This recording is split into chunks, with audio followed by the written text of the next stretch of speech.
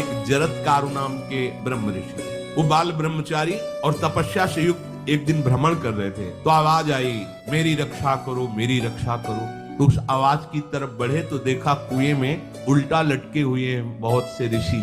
एक केवल तंतु है जिसमें 2 चूहे लगे हुए, उसको भी काट रहे हैं, एक काला और एक श्वेत। तो उन्होंने देखा और दयालु हो गए कि ऋषियों, मैं तुम्हारी कैसे रक्षा कर सकता हूँ? ये जो 2 चूहे हैं रात और दिन है, और जो हम लोग हैं ये तुम्हारे पितर हैं। तुमने तो ब्याह किया नहीं, तो अब ये तंतु रात दिन तुम्हारे जीवन को काट रहे हैं। जहां तुम खत्म हुए हम सब नरक में गिर जाएंगे। पितरों ने कहा, मुक्त तभी होगे जब ऐसा करो।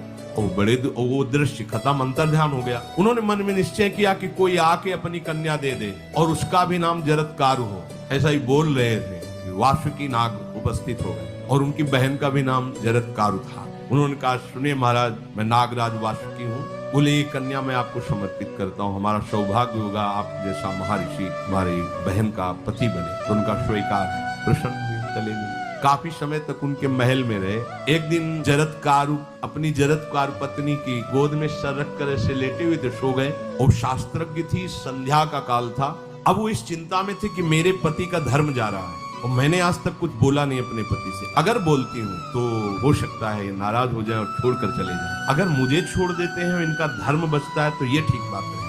उन्होंने कहा, महाराज उठिए, संध्या का समय है, सूर्य अस्ताचल को बस पहुंचने ही वाले हैं। उठे एकदम लाल आंख करते हुए, तुमने हमें टोका कैसे? तो उनका, सूर्य की ताकत कैसे कि मैं सोता रहूं और वो अस्ताचल को चले जाए। ऐसे महात्मा थे, सूर्य तब तक रुके रहते जब तक मैं सोता रहता, पर तुमने टोक दिया, अब मैं चला। जब चले तो उन्होंने कहा, हमारे गृहस्थ धर्म का जो फल होता है, आपके पाणी ग्रहण स्वीकार का जो फल होता है, उसको बिना दिए आप कैसे चले जा रहे हैं? तो उनका आस्ति वो है, चले गए। उसी से आस्तिक मुनि का प्रादुर्भाव हुआ। आप सोचो, एक पितर की तृप्ति के लिए उनको ये सब करना पड़ा।